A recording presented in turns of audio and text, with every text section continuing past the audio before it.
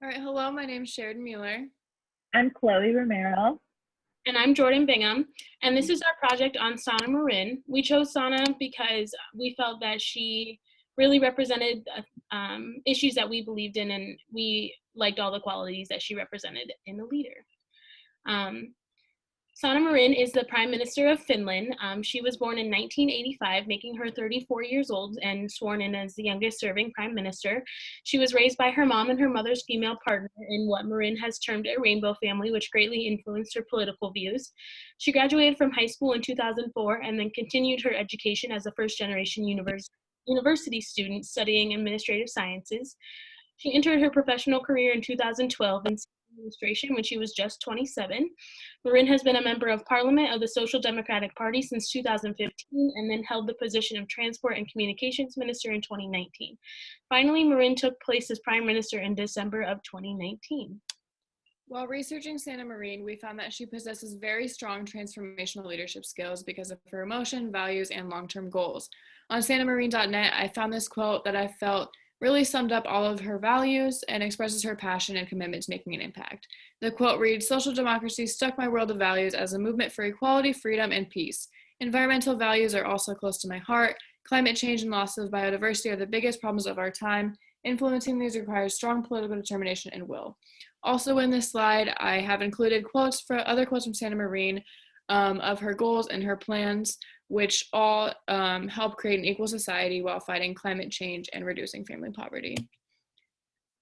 With these goals and plans that Sana Marin has, it's obvious that she has all of the traits that are required to be a leader, which, according to Ralph Melvin Stogdill, includes intelligence, alertness, insight, responsibility, initiative, persistence, self-confidence, and sociability.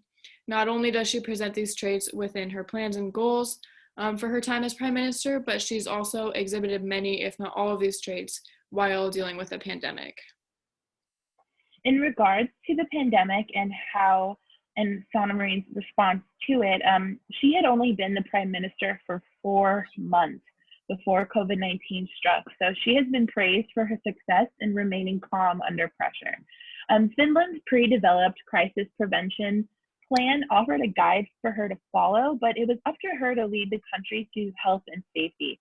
An emergency act was set in place, country borders were shut down, there was weekly briefings to keep the public informed, restrictions set, and the whole country over this time span has only had 17,000, nearly 18,000 cases total, which is vastly different from other countries that we know. When we compare Sana Marin to 2 male leaders and their handling of the pandemic, it's vastly different. So if we think to our own previous leader, Donald Trump, he immediately downplayed the pandemic, the seriousness of the situation. He told citizens that it would go away. He mocked those who chose to wear masks. And according to a Cornell study, Donald Trump was actually likely the largest driver of misinformation regarding the virus that was given to citizens. He encouraged protests via social media. He wanted to end mandatory shutdowns, and he constantly pushed against all the restrictions and advisories set by the CDC. Even after contracting the virus himself, he has continued to mismanage the pandemic, resulting in hundreds and thousands of lives lost due to his negligence. Donald Trump displays more of a transactional leadership style, and he definitely took advantage of his positional power. When we look at Scott Morrison, who is the Prime Minister of Australia, we see a difference than Donald Trump. When the virus first struck, there was immediate action taken in March with the development of a national cabinet to coordinate the response to the pandemic. They would meet often to discuss efforts in stopping the spread and keeping their citizens safe. And this effort by Prime Minister Morrison has proven to be successful, as Australia has had less than 30,000 cases reported overall. And as of November 4th, there are only 12 cases in the whole country, which is amazing. And so Scott Morrison definitely displays leadership styles and approaches that are much more in alignment with Sana Marin. When we look at obstacles and challenges that Sana Marine has faced and overcome throughout her life, we see a few of those. So in her personal life, she comes from a divorced family which left her low income as a young child, where she started working as early as 15. Her mother eventually remarried into a same-sex relationship, as we've kind of discussed, which presented several social issues for her growing up.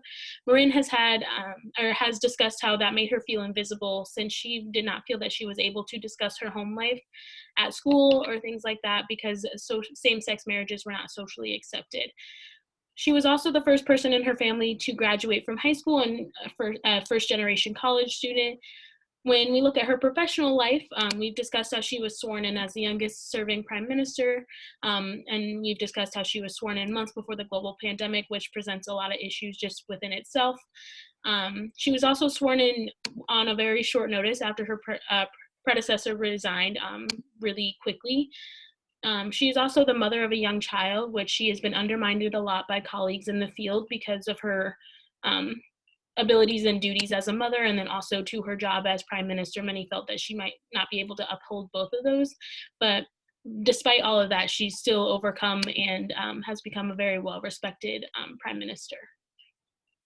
As we've already discussed, Marine places a lot of focus on promoting human rights and an equal society. We think that if we were to put that same amount of emphasis on the values of all members in our community, it could really benefit Omaha, because Omaha is already a very diverse place, but that diversity isn't represented as well as it could be throughout leadership positions. Marine also focuses a lot on climate change and environmental sustainability. She does this in part by directing funding to what she calls a climate panel. What this panel does is it discusses ways to help combat climate change and make the country more environmentally friendly overall. Creating this panel in Omaha and allocating funding into resources could make Omaha a lot more environmentally friendly. It could be a great step toward the future of our community. And that is our project.